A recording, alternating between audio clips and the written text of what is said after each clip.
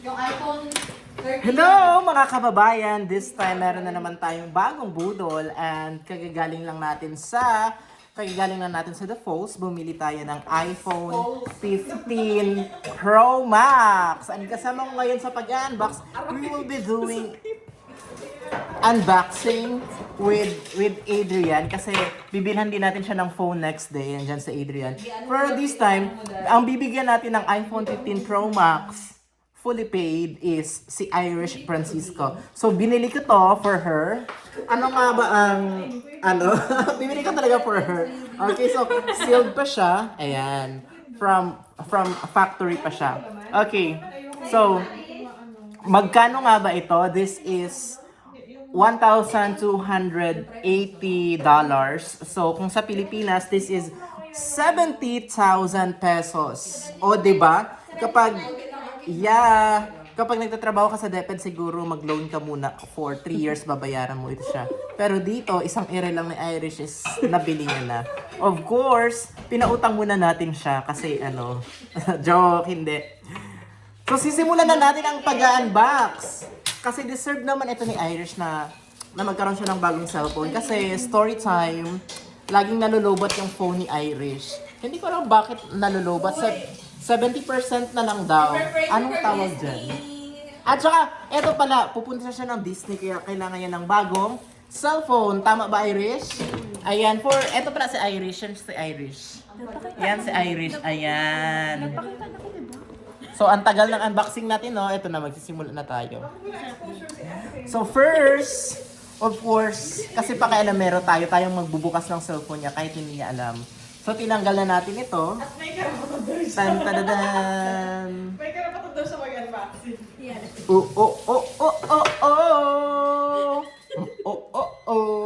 So, color white yung napili ni Irish kasi nga virgin. Kasi nga malinis daw yung pagkatao niya. So, color white yung kinuha niya. Gusto niya daw mo eh. So, subukan nating ihulog yung iPhone 15 Pro Max fully paid niya. Hindi. So, bago pa siya, ayan. So, anong mga inclusion niya? Meron siyang blanco na screen, puti, ganyan. At saka, Maglagay akong kanin. Type-C na yung cord niya sa charger. Type-C. Pero, ganyan yung yan. May pa-ganyan yung charger niya. Then, eto lang naman. Wala yung ulo-ulo ng charger. Ano bang bago dito sa iPhone 15 Pro Max niya? Ewan. Parang 14 lang din naman. No, ang zoom in. Zoom in niya daw is abot siya ng 25. 25. Ewan, ano yung 25 feet? Eto na! Bubuksan na natin. Ayan. So, unbox lang tayo. Nag-unbox lang tayo. Hindi na natin yung on. Trabaho na ito ni Irish. Siya na rin. So, ganito kanipis yung ganito kanipis. Yung gamit natin na cellphone pan-video ngayon is 14 Pro Max. Pro talaga. 14 Pro Max. So, eto gagamitin natin next day. Etong iPhone 15 ni Irish. So, ang sabi nila is, bakal daw ito. Try nga natin. Oh, matibay siya. Isa pa nga. Isa pa. Ayan. Matibay siya pampukpok. So, this is iPhone 15. Irish, anong masasabi mo dahil meron ka ng bagong cellphone? Amang na po siya. So, hindi na po siya makapagsalita kasi nga 70,000 din naman to. Na ipukpok lang natin sa mesa. Ayan. Ang ganda, no? Slim. Very slim siya. Ang linis. Bagay sa kamay natin.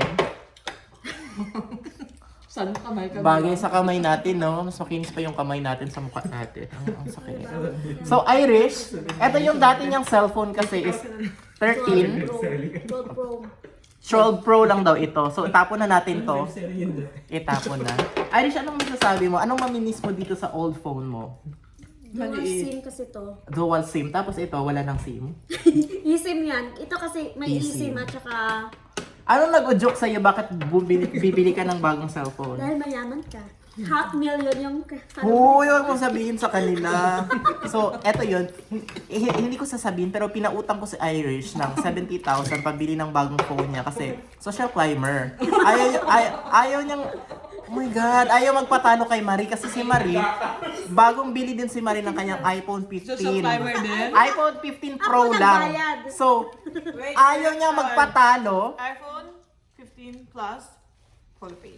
Fully paid. Pero ayaw magpatalo ng ate mo. Ang binili niya, Pro Max.